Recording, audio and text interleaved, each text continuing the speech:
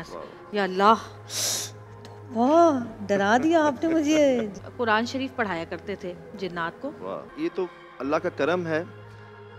जब हमने शुरू किया ना तो लोगों ने राब्ते किए फिर हमसे, फिर चैनल बनाए अपने यूट्यूब पर भी, इस पर भी दुनिया ने राब्ते किए।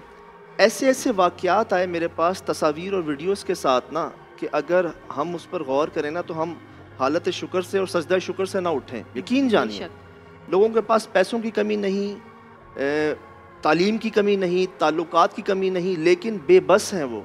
तो मैं इसलिए बड़ी दुआ करता हूँ अल्लाह पाक महफूज रखें मुझे आपको इन ना समझ में आने वाले वाक़यात से। लोग ना पागल समझना शुरू कर देते हैं, हर इंसान नहीं समझ पाता। ये भरे में है हैदराबाद के गिद्दूगद्दर के पागल खाना, मलीर का पागल खाना।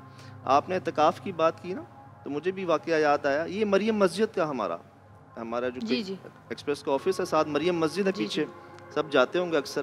तो इत्तिकाफ़ के ही दिन थे, वहाँ ना सलातुत तस्बीह की जमात होती थी रात को। तो मुझे याद है कि जमात हो रही थी और मैं खड़ा हुआ था, मेरे साथ एक शाहिद साहब, वो भी बैठते हैं इत्तिकाफ़ में, वो खड़े हुए थे और बस वो आखिरी थे। मैं सेकंड लास्ट था, वो लास्ट थे। पता नहीं 25वीं रात थी या 27वीं रात थी। तो क्या हुआ कि दौरान नमाज ही ना ये कांपना शुरू हो गए, ये जो शाहिद साहब थे। और कांपना ये नहीं कि हल्की सी झुरझुरी आ जाए या वाइब्रेशन हो जाए, लिटरली उनके कांपने से वो पूरी सफ जो है ना वो हिल रही थी।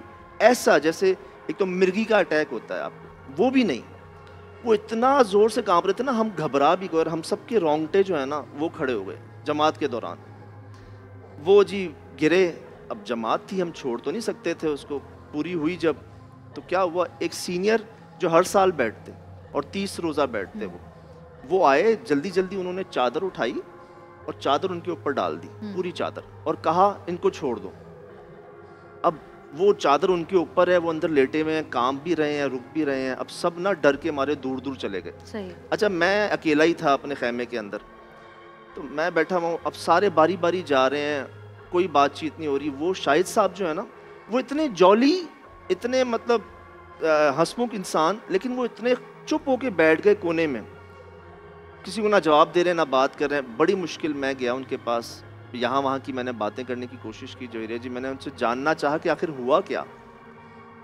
तो पहले तो बोले नहीं, फिर बाद में बताते हैं कि सज्जाद कोई आ गया था हमारी जमात में, मुझे बाकायदा कोई टच महसूस हुआ, और जब वो टच महसूस हुआ ना, मुझे उसके बाद नहीं पता क्या हुआ, बस मैं कांपना शुरू हो गया।